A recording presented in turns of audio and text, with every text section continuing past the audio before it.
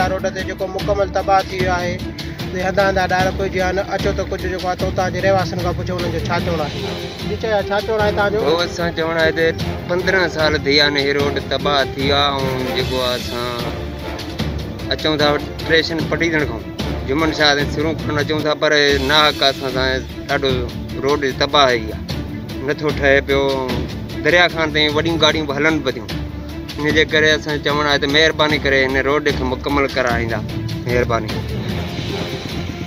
काफ़ी टाइम से रोड तमाम बेकार है असां ॾाढी तकलीफ़ है घणो टाइम जो काफ़ी रोड अचण वञण में सुबुह शाम तकलीफ़ है तमाम तकलीफ़ है रोड भॻो पियो आहे असांजी हुकूमत खे अपील है महिरबानी करे जेके भी तो आहिनि उन्हनि खे आहे महिरबानी करे असांजी रोड ठाराए तव्हां ॾिसी सघो था पाण तव्हांजो छा चवणो आहे असांखे चवणु आहे त ही काफ़ी अरसे खां ही रोड ख़राबु आहे इन खे असां हुकूमत अपील था कयूं त ही रोड रस्ता सही थिया आहिनि काफ़ी जेकॾहिं का डिलीवरी आहे उन लाइ मसइला मसाइल थियनि था ॿिया बि काफ़ी हादसा थियनि था उन में असांखे प्रॉब्लम थियनि था ऐं गुज़िरियल 3 सालनि खां वठी असांजो रोड न ठही सघियो आहे तमामु घणो ख़राबु थी चुको आहे मुकमल तौर ते तबाह थी चुको आहे ऐं असांखे तमामु घणी ॾुखियाई आहे पहिरियां रोड ठहियो हो त तमामु घणियूं गाॾियूं हलंदियूं पटीदन खां वठी दरिया खान ताईं गाॾियूं हलंदियूं तमामु घणियूं हीअं त कुझु बि कोन थो हले ऐं एतिरे क़दुरु असांजी मोटरसाइकिल बि कोन थियूं हली सघनि तमामु असांजी हुकूमत खे अपील आहे त नोटिस वठे असांजो रोड ठाहे महिरबानी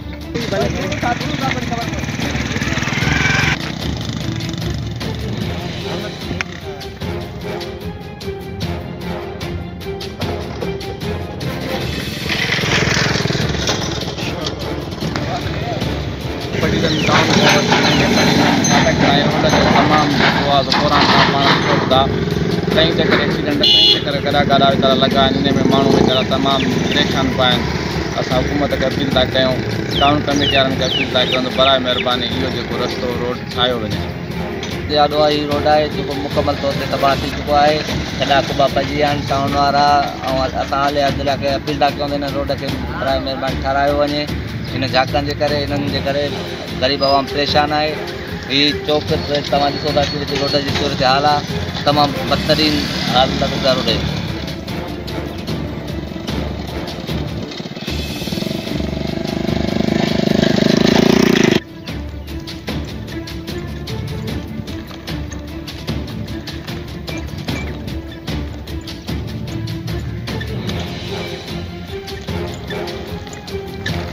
5 जाओ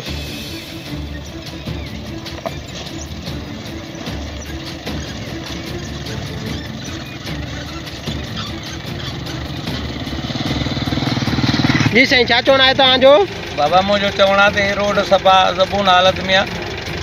हालत इन जी तमामु ख़राबु आहे मूंखे यादि कोन्हे त हीअ कॾहिं ठहियो आहे मुंहिंजी जरा 43 साल उमिरि आहे उन खां पहिरें जो ठहियल आहे न रिपेयरिंग थी आहे गाॾियुनि जो सत्यानाश थी आहे टायर बि कंहिं कम जा कोन था रहनि बाक़ी जॻह डिलीवरी वग़ैरह थिए थी उहा बि गाॾी ख़ैर सां रस्ते में माई ॿार ॼणा असां वापसि वठी था वञूं ऐं महिरबानी गवर्नमेंट खे अपील आहे त महिरबानी करे हिनखे ठारायो वञे रिपेयर कयो वञे महिरबानी ख़राबु आहे रोड जेको आहे तो असांखे अपील था कयूं त असांजो रोड ठही घणो टाइम थियो आहे हिन रोड खे ख़राबु हुजे तक़रीबन हिनखे 10 साल थी विया आहिनि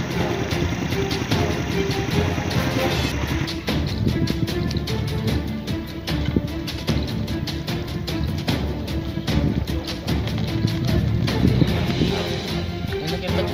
5-4 साल थी विया आहिनि ख़राबु आहे हिनखे केरु नथो ठाराए ठहे त सुठी ॻाल्हि आहे हर कंहिंजे लाइ फ़ाइदो आहे तो वॾियूं वॾियूं गाॾियूं थियूं अचनि ठीकु ऐं हुकूमत खे एप्लीकेशन आहे अलाह जे हुकुम सां असांखे रोड ठाराए ॾिनो वञे हिन में सभु कंहिंजो फ़ाइदो आहे तबाह आहे रोड ते न कमु आहे न कार आहे रुॻो बजरी हेॾां होॾां ग़रीब माण्हू अचे थो ॾाढी तकलीफ़ आहे माना को मालिकी कान्हे रोड जी असां ग़रीब माण्हू ॿिए ॾींहुं 3 ॾींहं नऊं टायर ट्यूब था विझरायूं असां सां इहा हालत आहे हशर इहो लॻो पियो आहे असां सां एतिरी हमदर्दी छे त असांजे रोड जो त भला कमकार हलाए असांजे रोड त सुधार ॾियनि पटीजन खां वठी बिराड़ ते रुॻो या वञ पियो आहे पहिरीं गियर में ॿी वधीक गेर ई न ॿियो असां इहो ई अर्ज़ु कंदासीं तव्हांखे नाज़रीन जीअं त हीअं तव्हां ॿुधो हितां जो त पटीजन खां जुमन शाह रोड जी हालत इहा ई आहे पटीज़न खां बिरारो रोड जी जेका आहे त साॻी हालत आहे। हितां जा माण्हू सख़्तु परेशान आहिनि। उन्हनि जो इहो ई चवणु आहे त गुज़िरियल केतिरे टाइम खां वठी असांजा रोड रस्ता मुकमल तबाह थी विया आहिनि। केरु ॿुधण जे लाइ तयारु न आहे। असां हुकूमत खे अपील था कयूं त फौरी तौरु नोटिस वठी असांजा रोड ठाराए ॾिना वञनि। कैमरामैन वाब लाशरी सां गॾु वकार राजपाल, सोच TV, पटीज़न।